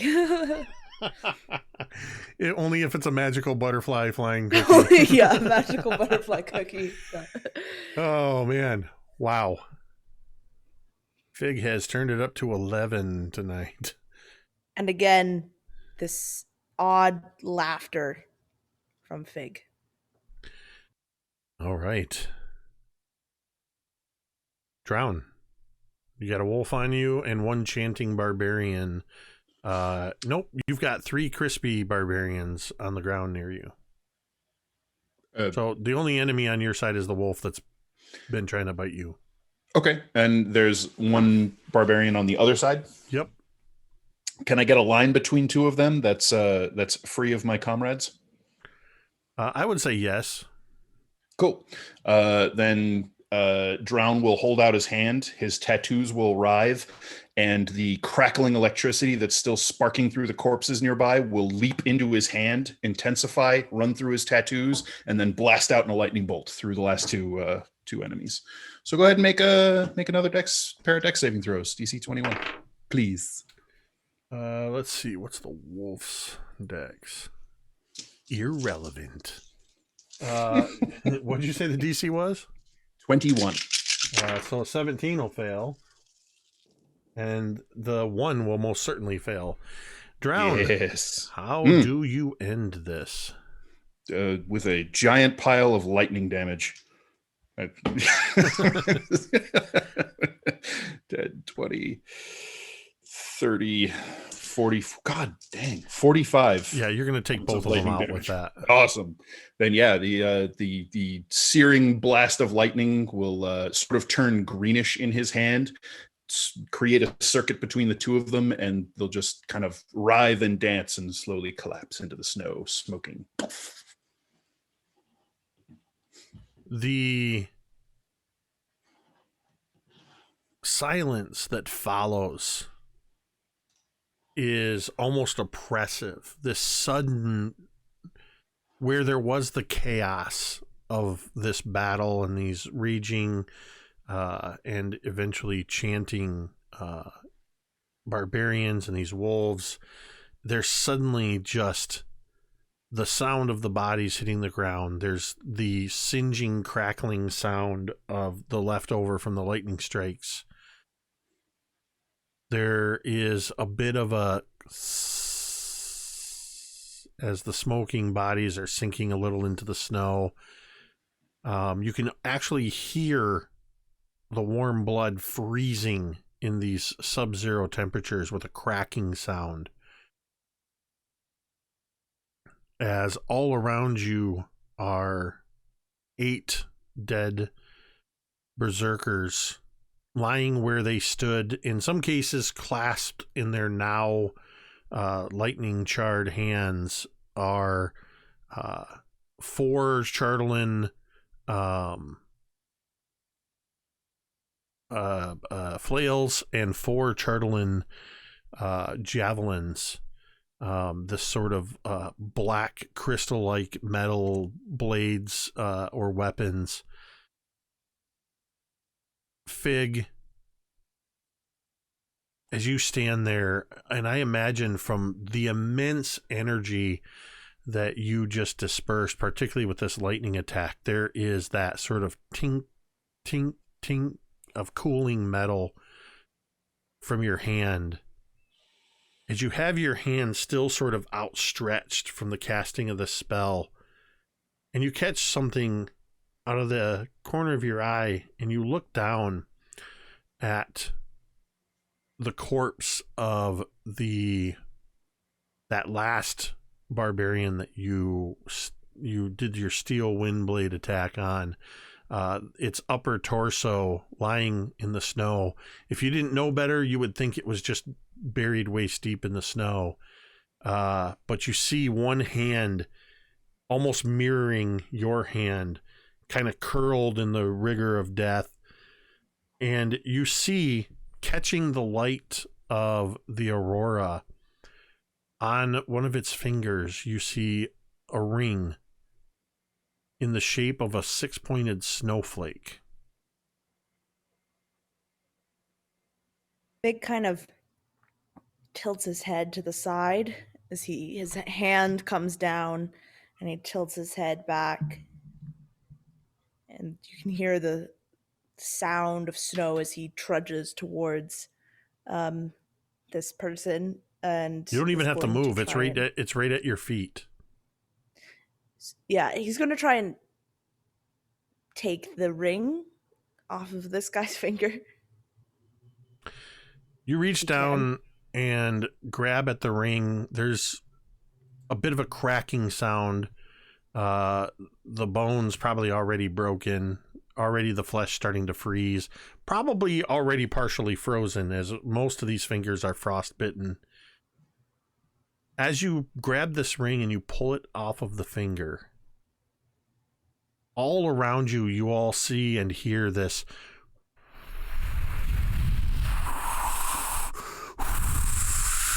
as snow begins to kick up and swirl all around you. The dog sleds lifting up and obscuring the dead bodies of the wolves and the barbarians around you, until, as you're looking, you can't even see each other, as you are caught up in this instant blizzard. And there's just this, and all we see is the corpses of the barbarians and the wolves lying in the snow. The Dawnbringers, their sleds, the dogs, Baron, Hermes, they're all gone. Eep. The camera pans slightly over about 30 or 40 feet away from where this melee took place. There's a mound of snow. And just as the camera gets over to the snow, we see two dark, little tiny shapes looking like little heads with snow caps, literal snow piled on top of their head, little eyes glistening in the light of the aurora, suddenly grow wide and then look towards each other, and then they disappear down into the snow, leaving just a slight little indentation as if somebody had stuck their fingers in the snow. And that is where we are going to end tonight's session. I'm not even going to give you a hint of where the Dawnbringers just went. I love them so much. Oh, man. There was some epic level stuff coming out tonight. Fantastic role play with some, just everybody as usual. There's some really awesome role-playing characteristics of just in general everything that's going on with this. I love it. You guys are doing fantastic, and yeah, this is what happens when you fail a survival check. And you have to go up against certain things. This will be interesting. This will be really interesting. Might have to wait another day, it looks like, to try to cast that simulacra spell. At least you didn't lose your components. It looks like everything went with you, perhaps, wherever you went. But yeah, thank you, everybody, for tuning in tonight. Another fantastic session. According to RQ staff and chat is concerned for Thorgarn. I haven't been watching the chat that closely, but they're worried for you. The real Thorgarn, not Talmud, that I keep calling Thorgarn. So we will be back next week. and as long as we have enough people, I believe V will be back next week, but we may or may not be down another player next week. We'll see how that goes. But as always, you can tune in on Thursday nights to catch us here with our Dawnbringers games. Tomorrow night, be sure to tune in to Nerdarchy Live at 8 p.m. where I will be producing, Ted will be DMing, and I will also be, playing along with Asa, Frag, and Robin. Will be down V from that game as well. But in our untraditionally arcane game, our new campaign where we play untraditionally arcane wizards, I'm playing a beardomancer named Ordo Wonderbeard. So tune in for that. And then on Monday, we'll have a game coming up in a couple months. Not here yet. Tuesday will be the finale, finally the finale of the, I can actually say this, award-nominated Hope and Redemption. I don't know what the exact contest is. I think it might just be something from RoboGoblin or TTRPG Gifts. We got nominated for Most Wholesome Moment when the players met Sir Cheddar, the corgi, the dire corgi wild sorcerer. It was there's also some other wonderful nominees on there. You can check out TTRPG Gifts on Twitter, who is responsible for my first ever GIF. First time I've ever been gift. There's a couple of gifts on there. So we're gonna have our finale. It was delayed for various reasons, but that will be next Tuesday. And then next Wednesday, I've just got to double check because as we get closer to Jasper's, I'm losing track of things without checking the calendar. No, it is not next Wednesday. It's in 2 weeks that we'll have to check that. Never mind.